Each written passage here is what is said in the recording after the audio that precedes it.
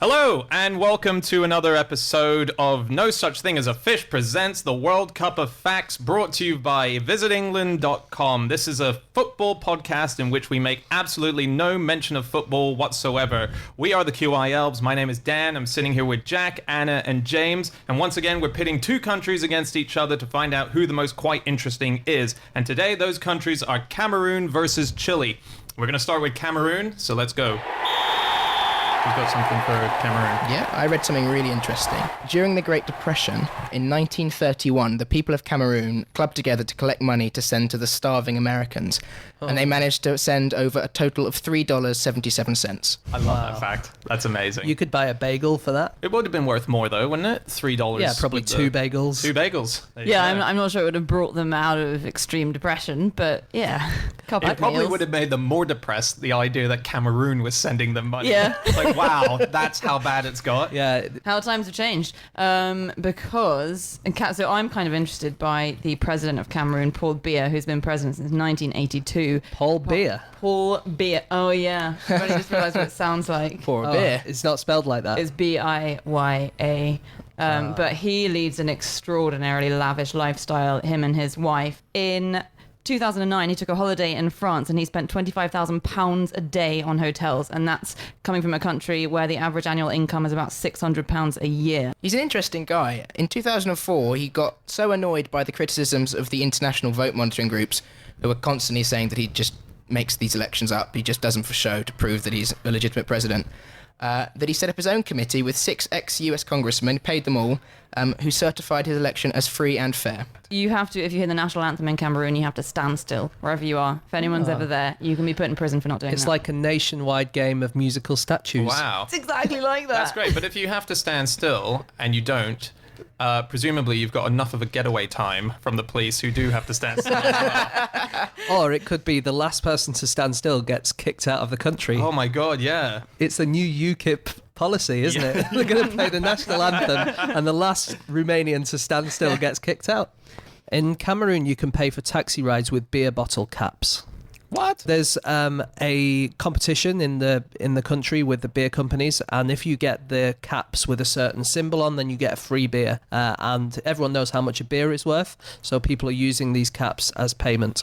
So would then, if you were paying a cab driver in it, would the cab driver go off and get a beer, or then would he use it as money? Yes, he could do, or he could get himself a beer. So it's a whole new currency. It's a whole new currency. Even bribes have been paid in this beer bottle cap currency. Wow. Can you forge a beer bottle cap? I shouldn't think so, otherwise the competition would be a bit pointless. Yeah. Well, just speaking of beers, the bars in Cameroon where you would buy such beers, they've got fantastic names. There's one called Begone Gloom, another called Polygamy, and one called Word of God.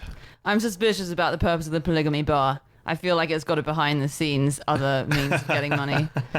Yeah, they do have some good names. There are 21,400 people in Cameroon who speak a language called Bum. There are 3,000 Cameroonian speakers of the language Gimi. But it's an extraordinarily diverse place anyway, isn't it? I think there are 275 ethno-linguistic groups. So it's incredibly varied. Their biggest mountain, or not their biggest mountain, but just a really nice named mountain, if we're going on names, Mount Faka. How are we spelling that? F-A-K-A. Ah. Mount Cameroon must be the highest mountain, I assume. Yeah, it's known by locals as Mountain of Greatness. I guess as we're on geographical features, it's got the most dangerous lake in the world, hasn't it? Does it? Lake Nyos, which in 1986 killed 1,700 people and 3,500 livestock. It's one of only 3 lakes in the world that's saturated with carbon dioxide, and there's volcanic activity and earthquakes around it, and they're not entirely sure what happened, but the whole lake exploded with carbon dioxide suddenly. It got super saturated, and it spilled carbon dioxide all over the surrounding villages, completely wiped out the population of one village. Oh my god, that's terrible. Asphyxiated. Scary stuff. Yeah. It's rude in Cameroon to beckon with your palm turned upwards, apparently. So you know how if we tell someone to come hither, as I am doing to you right now, Dan, you have to turn your palm downwards. It's obscene to have your hand turned upwards. I don't know anyone who does the upward. What? Who summons people without saying, hey, can you just come I here? think Stephen Fry is the kind of person who would do that. Doesn't The Rock do it? He does. The Rock is a wrestler from the WWF, and he does do that. Dwayne Johnson. But he does that when he wants to kick your ass. Yeah, you're right. The Rock doesn't go, come hither. Yeah, exactly. One thing that Cameroon, this is very exciting, I think. The first ever disco record was released by a Cameroon-born sax player Wow, called really? Manu Dibanjo. And doesn't play the banjo. Does not play the banjo, but disappointing. because that's not a featured disco musical instrument, certainly not as far as I know. But so they're kind of responsible for disco, Cameroon. Well, there's always Banjo. But anyways. Terrible. Do you know what they gave the Pope as a gift when he visited them in 2009? No? What? A turtle. Oh, really? That's nice. Yeah, because it's the symbol of wisdom amongst the Baka Pygmies of Cameroon. I do find the pygmy tribes fascinating in Cameroon, and so that I think there's some objection to the term pygmy because that actually encompasses a lot of tribes. But let's say the Baka tribes, which do inhabit the forests of Cameroon, because the legends of the Baka tribes people completely mirror Christian, ancient Egyptian, Jewish legends, but without them having had any contact, so far as we know, in the last 4,000 years with any of those major religions. So, for instance, they've got a story where God made man, so in Baka legend, then God made man, and he said that they'd have eternal life and live in this blissful haven on earth. The tahu tree, he said, is absolutely forbidden to man. You must never for any reason violate this law and eat the fruit of the tahu tree. And then the woman violates this law, convinces her husband to eat it, she eats it, and God says, I'll punish you by making you come to grips with mortality and living on earth and suffering and working. Wow. Which is... That yeah. sounds very familiar. So it's not a coincidence. They came into contact with ancient Egyptians thousands and thousands of years ago, and these legends were passed up and then incorporated into Christianity. That's amazing. Yeah. That's my favorite fact. Okay, let's call halftime on that. That was a fantastic half. Okay, it's time for our visitengland.com halftime quiz. The QI Elves have put together 3 great facts about England, and we're going to reveal the answer at the end of the match. And the 3 questions this match are, Jack, In which town did the Battle of Hastings take place? Anna, What animal-related museum can you find in the grounds of Leeds Castle? and question number 3, James. Which town has passed between England and Scotland 13 times? Find out the answers to all of these at the end of the match. And now it's back to the game. Chile. Let's do it. Anyone got a Chile fact? Yeah, I like that they have an extremely large telescope in Chile, and that it's built. It's 2,600 meters up in the Andes. It's not finished yet. It's going to be finished in 2021, and it's going to be the most powerful optical instrument in the world. But my favorite thing is its name, which is the ELT. Does anyone know what the ELT stands for? Egg, lettuce, tomato. I don't know. Maybe named after a local Chilean astronomer? You would think. Yeah. No, it's not. ELT stands for Extremely Large Telescope. It's what it is. Does what it says on the tin. Wow. They have the largest swimming pool in the world in Chile. Yeah. Have you seen that? I've seen a picture of it, yeah. It's pretty awesome. It's over 1 kilometer in length. It's right next to the sea, and they bring in the water from the sea, and you can navigate it by boat. Yeah, like it's big enough that you can actually put a boat in it and actually take it round the pool. Why you'd do that, I don't know. I mean, I put boats in pools. What are you talking about? Public pool, Didcot pool. I used to put a little rubber dinghy in there. Yeah, dinghy. It's not that impressive. Not a yacht. Were we You can put talking a like yacht. Titanic? We're not talking Titanic, but we're talking a big ship. Okay. Giant ship. An All right. extremely large ship. An ELS. So I reckon they've used up all their imagination on their slang, because Chileans have really good slang, and it's all like very metaphorical and it's full of imagery. So things like they call popcorn cabritas, which means goats because of the way it jumps around like goats. They have the saying tirar un chancho, which literally means to throw a pig, but it actually means to burp. And they have another saying, arreglas los bigotas, which means arranging their moustaches, and that actually means making a secret deal or lining their pockets. Like a villain sort of twirling his mustache. Exactly. There is a bird that's only found in Chile called the mustachioed turca. Is there? Yep. Couple more. Seaside cinclodes and the Juan Fernandez tit tyrant. Wow. As seen on QI, I think. In 2010, the general manager of the Royal Mint was fired after misspelling Chile on over 1,000 coins. The 50 pesos coin had Chile spelt with a double I instead of IL. They were printed in 2008, but no one noticed until 2009. Wow. And they're quite valuable now, these coins. In 2007, 6,000 Chileans were duped by Madame Gilbert van Earp's magic cheese kits. Let's just end on that. No explanation. No explanation. If you'd like any explanations to that, send me a check for £20 to... Go on, tell us about tell us about it. cheese kits, please. Not much to say, really.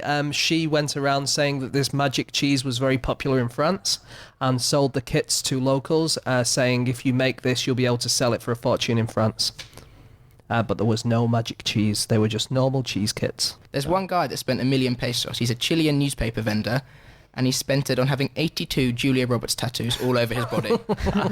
Each one is from a different scene of the movie. If you are on Google now, Which listening movie? to the podcast, One movie or all the movies? various movies, various Wow. scenes from her films. If you look him up, his name is Miljenko Bukovic, and they're all over his torso and arm and legs. And his dream is one day to meet her. Yeah, I'm sure she's excited about that as well.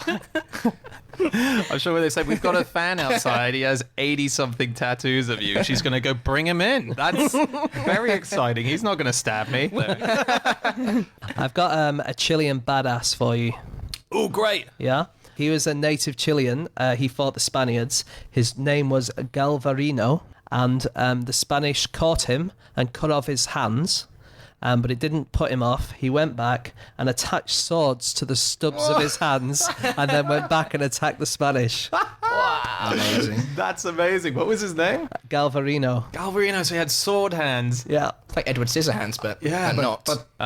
Okay, we're going to have to wrap up. Anyone got any last... Yeah, I think it has the coolest plant in the world, Oh, Chile, cool. which has only recently been discovered its capacity to do this, but it's a woody vine called the Bokia trifoliolata, and it's the only plant that's known to mimic the leaves of surrounding trees completely in everything in terms of size, shape, color, orientation. It can even... So what it does is it seeks out trees around it, and it climbs up them, and it pretends to be them by looking exactly like them. Otherwise, insects would eat it. So Yeah. it's like easy prey for insects, unless it pretends to be a tree that's not very edible, which it does. But one of these vines can mimic multiple trees at once, to the extent that if there's a tree that like grows little spines on its tips and stuff, it will grow a spine on the tip of its leaf. Oh, my God. Yeah. It's like an octopus. It's like an X-Man. I haven't seen it, but probably.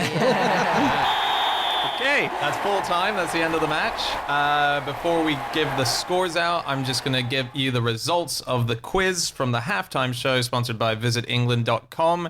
And they are, if you give the question and the answer, we'll start with Jack. So the question was, in which town did the Battle of Hastings take place? And the answer is Battle, not Hastings. So really, it was the Hastings of Battle. Anna, what was your question? My question was, which animal-related museum would you find in the grounds of Leeds Castle? And the answer is the Dog Collar Museum. Oh, that makes sense because you would attach a lead to a dog collar, right? That's also the worst. Such a good point.